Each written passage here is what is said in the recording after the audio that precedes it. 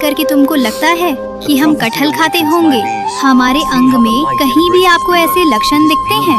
हमारी जीवा इतनी चटोरी होगी कि हमको कटहल की इच्छा हो? तो बोले, हमारे जगन्नाथपुरी में सबसे चटोरे कौन है? बोले, कौन है? बोले, सबसे ज्यादा चटोरे एक ही है, महाप्रभु जगन्नाथ। उनकी इच्छा हो रही थी कि भैया बहुत दिन हो गए हमने चोरी नहीं करी, तो चोरी करने के लिए आपके बगीचे में आए थे, कटहल की चुराई करने के लिए।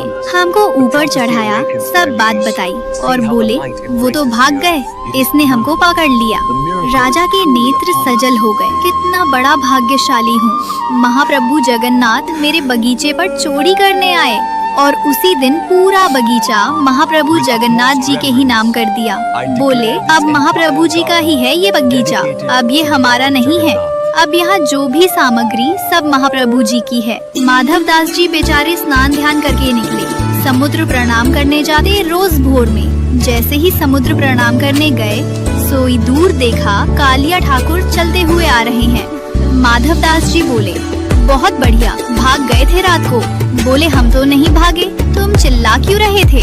माधव दास जी बोले, तुम्हारी इच्छा तो पूरी हो गई, चोरी करनी है, चोरी करनी है, एक कटहल हाथ नहीं बढ़ा आपके।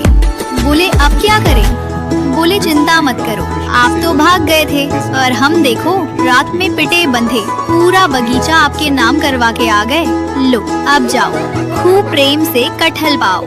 ठाकुर जी बोले, माधव मन की मन में ही रह गई। बोले, चोरी हुई नहीं। बोले, तुम्हारे हाथ जोड़े, अब तुम खुद ही देख लेना कब करनी है।